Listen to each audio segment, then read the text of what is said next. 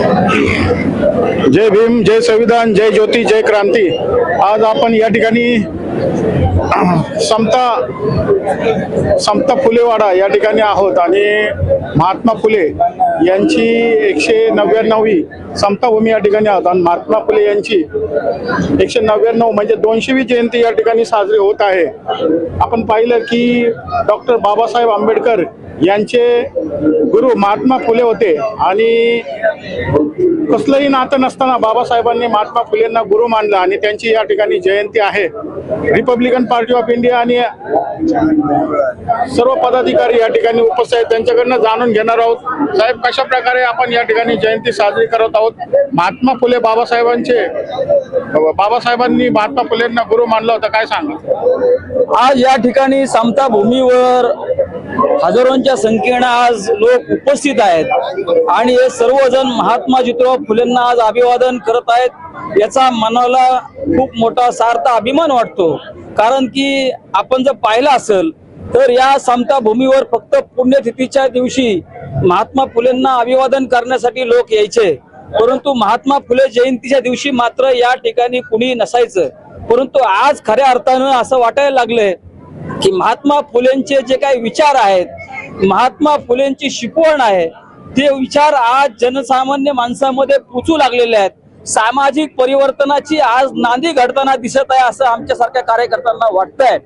आज या महात्मा ज्योतिराव फुलेंनी पुणे शहरासह महाराष्ट्रामध्ये म्हणजे मुंबई शहराचा देखील विकास करण्याचं काम महात्मा ज्योतिराव फुलेंनी केलेलं आहे। या पुणे शहराच्या महानगरपालिकेचे ते सभासद होते। ते ज्या पुणे महानगरपालिकेच्या माध्यमातून त्यांनी या पुणे शहराचं विकासाचं नियोजन करण्याचा प्रयत्न केला, त्याचबरोबर इथल्या शोषित पीडितांना न्याय देण्याचा प्रयत्न केला।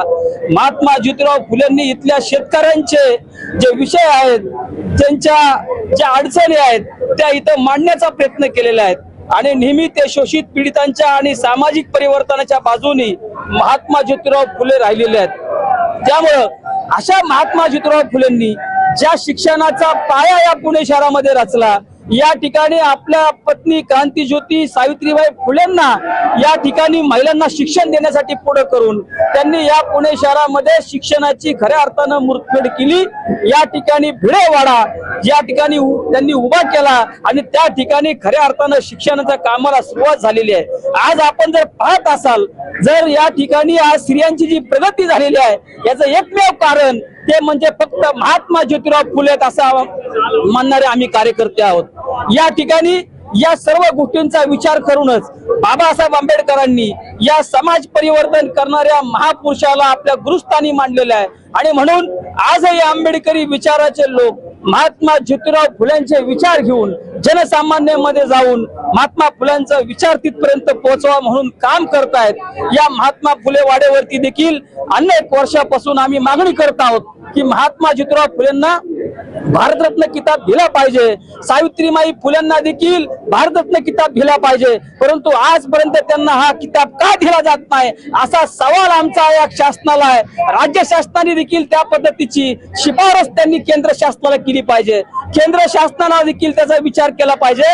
ज्या महात्मा फुलेंचा पुतळा आज संसदेच्या समोर डोलाने फडकतोय उभा राहिलेला आहे, त्याच महात्मा फुलेंना आपण भारतरत्न किताब का दिला जात नाही या संदर्भाची चीड संबंध इथं असणाऱ्या समतावादी आणि परिवर्तनवादी विचारांच्या कार्यकर्त्यांमध्ये आहे आणि त्यामुळे या ठिकाणी आम्ही रिपब्लिकन पार्टी ऑफ इंडियाच्या वतीने मागणी करत आहोत की महात्मा ज्योतिराव फुलेंना या ठिकाणी या 2 शताब्दी वर्षामध्ये कुठल्याही परिस्थितीमध्ये भारतरत्न किताब दिला जावा अशी एकमुखी मागणी आम्ही करत आहोत। आपण बघितलं की ज्या सावित्रीबाई फुलेंनी भिडेवाड्यामध्ये शिक्षणाची सुरुवात केली आहे ते ठिकाण अतिशय संत गतीने त्या ठिकाणचं विकास काम सुरू आहे, त्याबद्दल आपली काय प्रतिक्रिया आहे? या ठिकाणी लाजिरवाणी गोष्ट आहे, ज्या महाराष्ट्र शाहू फुले आंबेडकरांच्या नावाने विचाराने या ठिकाणी नाव घेऊन जगलं जातं, त्या ठिकाणी मात्र महात्मा फुलेंचा जो भिडेवाडा आहे, जो शिक्षणाचा प्रेरणास्थान आहे, अशा भिडेवाड्याचा विकास आजपर्यंत होऊ शकलेला नाही।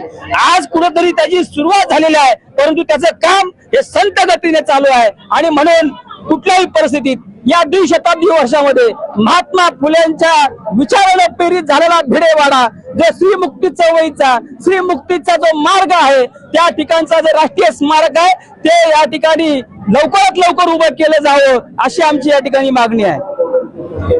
धन्यवाद. जय भीम. जय भीम. जय भीम. जय भीम. भाऊंची बाईट घेतलं, माझं काय घ्यायचं? भाऊ मेन आहेत आमचे, सर्व आहेत.